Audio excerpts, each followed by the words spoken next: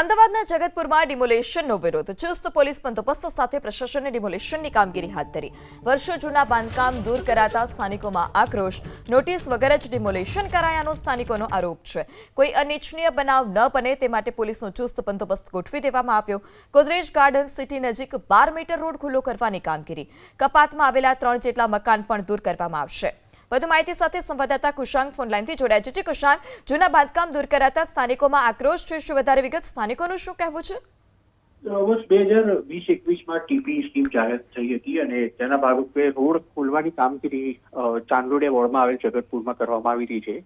3 જેટલા મકાન જે કપાતમાં આવી રહ્યા છે તેને દૂર હટાવવાની કામગીરી કરવામાં આવી રહી છે. ઘર્ષણની શક્યતા નહીવત છે, પરંતુ શરૂઆતી તબક્કામાં કોર્પોરેશનની ટીમ જ્યારે ઘટના સ્થળે પહોંચી હતી તે વખતે કેટલાક લોકોએ આ ડિમોલેશનનો વિરોધ કર્યો હતો. પોલીસનો કાફલો પણ અત્યારે ઘટના સ્થળે છે અને શાંતિપૂર્વક આ જે ડિમોલેશન છે તેની પ્રક્રિયા કરવામાં આવી રહી છે.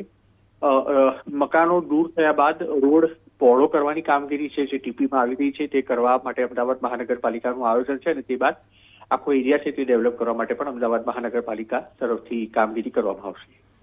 જી કુશાંગ, માહિતી બદલ આભાર.